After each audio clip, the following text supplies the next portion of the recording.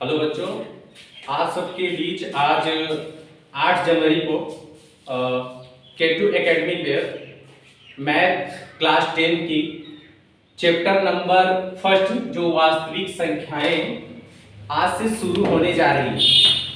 और इसमें आप सबको बेसिक से बेसिक इस चैप्टर के बारे में हर बातें बताई जाएंगी, जिसमें आप लोग इसमें अधिक से अधिक लोग इस क्लास को ज्वाइन करने के लिए अक्सर हुई और इसे इस चैनल को यानी K2 एकेडमी को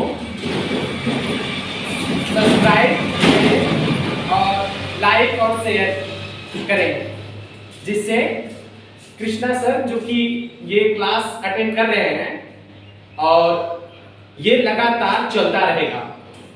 और जो भी प्रॉब्लम्स हो हमें कमेंट्स करके बताएं, हम आपके कमेंट्स को एक्सेप्ट करके उसका सलूशन करके आप सबको वीडियो के जरिए यानी K2 एकेडमी के जरिए आप सबके पास पहुंचता रहेगा।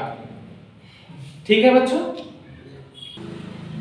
तो आज का फर्स्ट पॉइंट हम लोगों का है वास्तविक संख्याएं, जो इसको बेसिकली आज जाने की कोशिश कर रहे हैं।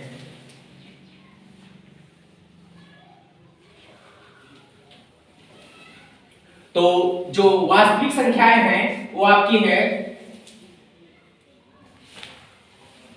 -1 2 √3/2 √2। ये सब आपके क्या है वास्तविक संख्याएं हैं। इसके क्या है दो पार्ट हैं, देखिए सर जी क्या ठीक है। तो आज हम लोग वास्तविक संख्याएं के बारे में बात कर रहे हैं, तो आप उस पे देखिए कि वास्तविक संख्याएं है क्या।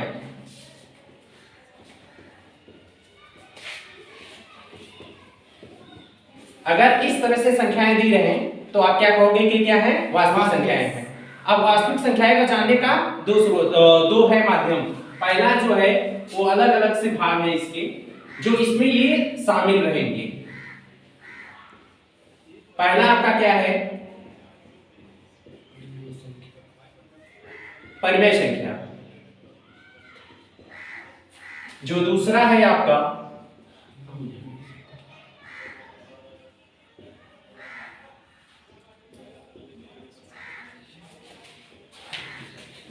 जो इनको अगर कहा जाए परिमेय अपरिमेय, तो इसमें आपको पूर्णांक की भी बातें आती हैं, लेकिन परिमेय अपरिमेय को पहले हम देखकर ही करते हैं। जो परिमेय संख्या है पहला, उसमें कहते हैं सिंपल तरीका है कक्षा आप 8 में, कक्षा 5 में, कक्षा 6 में और जो भी कक्षाएं आप पढ़कर अभी 9 तक आए हैं उसमें सब आपको परिमेय संख्या का सिंपल सा एग्जांपल अगर मिलता है तो आपका क्या है P/Q है। जो आप P/Q के रूप में अगर लिखते हैं उसमें कहते नहीं है P does not equal to Q does not equal to 0, जिसका हर कभी 0 नहीं होता वो आपका क्या है परिमेय संख्या है। और इसका एग्जांपल कहा जाए तो अगर 3/2 जिसको हम कहते हैं भिन्न के रूप में लिखा हो, क्या हो भिन्न के रूप में लिखा रहता है तो उसे हम कह देते हैं तो परिमेय संख्या है। अगर वो भिन्न के रूप में न लिखा रहे तो क्या मानते हैं हम कुछ और मानते हैं, जो भी होगा हम आगे उसके लिए देखते जाएंगे। आपको इस तरह से 3/5 जो भी ऐसा इस तरह से रहे आप कह सकते हो कि क्या है परिमेय संख्या है। और अपरिमेय की पहचान जो रूट में हो, क्या हो रूट में हो, जिसका पेयर ना बन सकता हो वो क्या है अपरिमेय संख्या है। या आप पाई जानते हो, पाई जो लगभग उसका मान कितना होता है 3.14 या 22/7 कर सकते हो। ठीक, यानी परिमेय और अपरिमेय जानने का ये सबसे आसान तरीका है। ठीक, अब इसके बारे में अगर कहा जाए इसमें और भी पॉइंट्स शामिल हैं। जिस प्रकार अगर कहा जाए इसमें अगर माइनस लगा हो, क्या माइनस लगा हो, इसमें तो माइनस की बात हम नहीं कर सकते। अगर आएगा तो जो भी रूट की वैल्यू होगी चाहे तो आप इसमें भी कर सकते हो। अगर ये माइनस वाली बात आती है तो हम माइनस की बात अगर कर रहे हैं तो आप कह सकते हो परिमेय संख्या की शुरुआत में ही हम बात कर सकते हैं कि परिमेय संख्या क्या है। तो परिमेय संख्या में हम आपको कहेंगे पूर्णांक, क्या पूर्णांक। जो पूर्णांक होता है क्या होता है पूर्णांक, यानी पूर्णांक संख्याएं। तो आप जानते हैं कि पूर्णांक क्या होते हैं, यानी जिसको इंग्लिश में कहते हैं इंटीजर्स। इंटीजर्स कितने प्रकार के होते हैं, दो प्रकार के होते हैं, एक पॉजिटिव होता है और एक नेगेटिव। जो पॉजिटिव इंटीजर्स और नेगेटिव इंटीजर्स हैं उनके भी दो पार्ट्स हैं। तो आप कहोगे कि धनात्मक पूर्णांक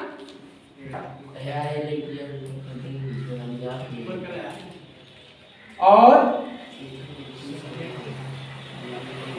ऋणात्मक पूर्णांक। दो पूर्णांक है ना, कौन से हैं, धनात्मक और ऋणात्मक। जो धनात्मक बात आती है तो आप जानते हैं कि उसमें प्लस लगा रहे या 1 2 3 जो भी है संख्याएं हैं डॉट डॉट, वो आपका क्या है, धनात्मक पूर्णांक है।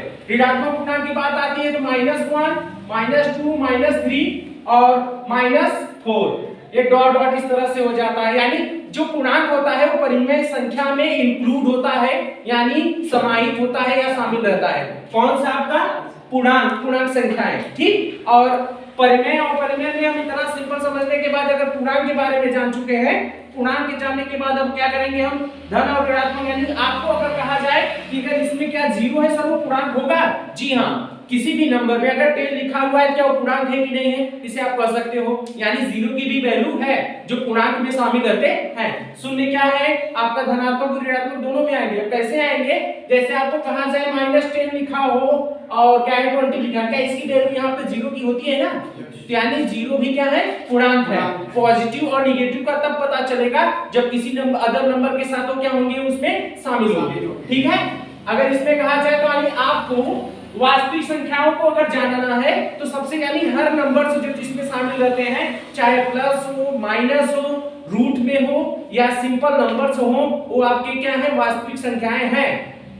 आप कह सकते हो सर तो अवास्तविक संख्या क्या हो सकती है, तो मैं उसमें कहूंगा जिसमें इमेजिनरी नंबर यानी काल्पनिक संख्या की बात करते हैं, जिसमें आई लगा रहता है, स्मॉल आई, वो इमेजिनरी नंबर होता है जो इससे संबंधित नहीं है। लेकिन अगर आप हमसे पूछना चाहोगे कि सर अगर वास्तविक संख्याएं हो सकती हैं चैप्टर में, क्या अवास्तविक संख्याएं या काल्पनिक संख्याएं भी होती होंगी, तो मैं कहूंगा कि हाँ होती है, बट वो आई यानी इमेजिनरी काल्पनिक नंबर हो, मुझे उससे कोई मतलब है नहीं। अभी हम अपने चैप्टर्स पे चलते हैं। जो क्लास 10 के फर्स्ट चैप्टर का नाम क्या है, वास्तविक संख्याएं, जो K2 एकेडमी पर एक बेसिक यानी आधार पर क्या है चलाया जा रहा है। तो यानी हम सबसे पहले क्या सीखे हैं, वास्तविक संख्याएं। वास्तविक संख्याएं में कितने भाग होते हैं, परिमेय और अपरिमेय।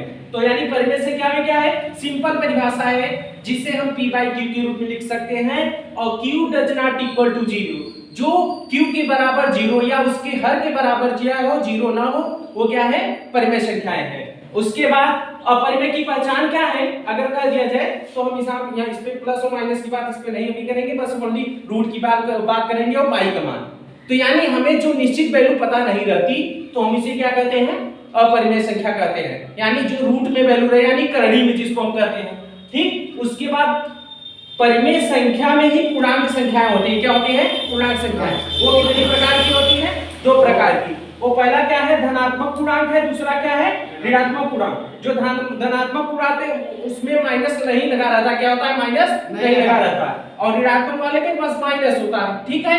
यानी ये आपको वास्तविक संख्याओं को जानने का सबसे सरल तरीका है, इसे रटा नहीं जा सकता, बस इसे हम जिस तरह से बनाकर बता रहे हैं, अगर आप ऐसे कहते हैं तो आपको इसमें कोई प्रॉब्लम क्रिएट नहीं होती है, ठीक है। यानी ये है आपका, और उसके बाद अगर नेक्स्ट वाला जो वीडियो है आपको कुछ समय में फिर मिल जाएगा, ठीक है। Thank you.